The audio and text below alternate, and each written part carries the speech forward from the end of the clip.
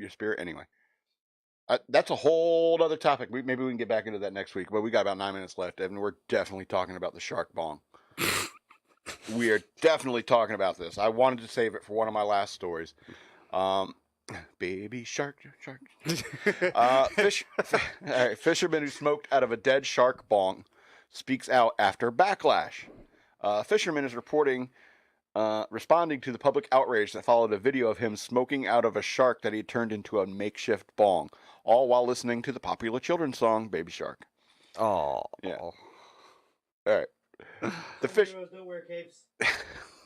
fisherman known as Billy recorded the controversial video, turning a small dead shark that his friend caught into a bong for his social media account, Fried Fishing. You get it? Okay. Which follows the antics of a group of young Australian fishermen. In the video, Billy is seen in the fishing boat with his friends holding a shark with a crude carb inserted into the top of the head and the mouthpiece of it off the side of the dorsal fin. Billy inhales deeply from the back tube and seemingly bobs along to the Baby Shark tune, though the song appears to have been edited in later. The video quickly pulled in thousands of views, as well as comments condemning the young man's act. Quote, all living creatures have the right to exist. What you did was fucking disgraceful. I feel sorry for your family and friends for being associated with you, one enraged woman commented. However, not everyone is offended by the man's actions. Hundreds on Facebook claim the fisherman had the right to do what he wants with his catch and felt people were too sensitive. Quote, the shark is dead, though. I don't get why it offends people so much, one commented. Quote, that music gets me every time, one wrote. Quote, can't have a joke about anything anymore, another wrote. The Fried Fishing account also shared other videos showing a different member of the crew smoking other dead fish, so they took turns. Since the recording, yeah, you got to pass the bong, man. Exactly. Since the recording was shared, Billy has responded to the backlash on the Fried Fishing Facebook account, calling out media as running fake stories about the incident and claiming that what he was smoking was tobacco, not marijuana, which is illegal in Australia. But okay, that doesn't matter. Okay. Anyway, this is what he said. Let's clear up some air on this. The shark was caught by my mate fishing when we were... Let's clear some air on this. The shark was caught by my mate fishing when we were fishing for mangrove jacks on Friday. Is that too English or... A little bit. Okay. After 2 nights left in the ice box, I came up with the idea. So I'd been dead for 2 days. Yeah. All right. There's no possible way it was alive, the statement continued. It was tobacco I'd happily take the drug test to prove. Ooh. What does it matter? Anyway, I don't care if it's weed or tobacco. I mean, that's not the issue. I guess that's not the issue, the repercussions for smoking marijuana in Australia are that high that he's like, no, it wasn't pot. It wasn't pot. I'll take the test. I'll prove it wasn't pot. Anyway, I read this story. I laughed my ass off. I mean, yeah, you're basically desecrating a corpse. You know, it's like, well, let's make a bong out of your dead grandma. You know, I get it. I get why people are pissed off about it. However, the fish was already dead. Number 2, yeah, it's kind of gross, and that weed probably tasted horrible. But probably not. If there was a tube running from the dorsal fin up to the carb, I guarantee none of it passed actually through the decaying flesh of the shark. You're just talking about the air bubble or whatever that's in, right? But they said there was a tube coming from the dorsal fin. Yeah. Is where they drew from. Yeah. And then they had the carb up front, so I'm assuming the tube connected to the carb. Still. Your hands would smell like fucking shark. Your hands would smell like dead fish. And I thought it was hilarious because there's nothing I can do about it. It seems pretty horrible.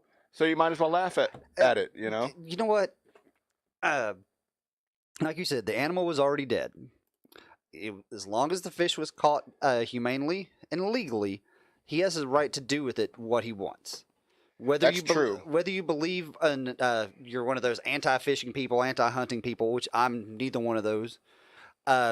It's no different than going out hunting a deer, and once you've got the meat, having a taxidermy head put on your wall, and then taking that taxidermied head and building a bong out of it. Wasn't there like no fucking difference? Yeah. wasn't there like he missed skipped the taxidermy step. yeah, wasn't there like I think it was F for Family where they found a deer in the woods or something like I think it was F for Family. F is for Family on Netflix. Where they found a deer in the woods and she's a veterinarian and she's like I could save this deer's life and she takes it back to her place and starts like trying to fix it up at the clinic. And then all of a sudden the hunter shows up and it says, I have a legal right to this deer. That's not F is for Family. What is that? Is that? I'm not sure, but I know F is for Family. I've just recently rewatched the first season. I need to rewatch the second season, but it's not that. None of the characters in that. It's Rick and Morty. It's Rick and Morty? That's right. It is Rick and Morty. Beth is a That's vet. right. Beth is a vet.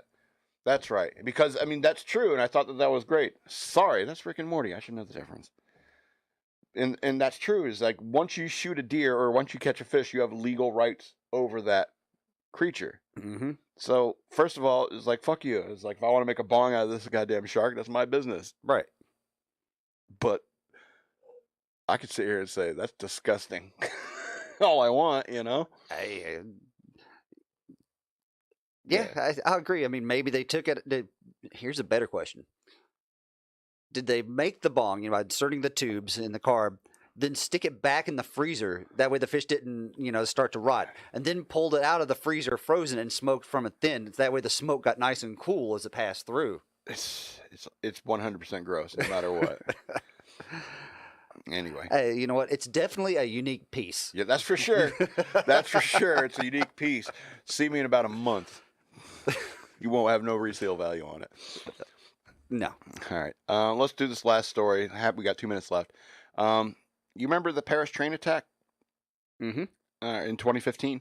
The 3 Americans who thwarted that attack on that Paris-bound train were awarded French citizenship on Thursday at a special naturalization ceremony in Sacramento. Sacramento, France? I guess. Probably came here to swear them in. Yeah, we ain't going back over there. We're not going back. Last time we were there, we had to thwart a terrorist attack. Yes, so. And we don't want to go back, but we want to give you French citizenship. And like, that's our reward? Yeah. Really? It's like, I mean, I guess that's very nice of you and so forth, but why would I go back? Last time I went there, I had to fight the terrorists. Right. Last time I went there, I almost got blown the fuck up. And I had to stop it. I'm not even in your country. You should have deputized me or something. Right? Anyway, yeah. Give me citizenship.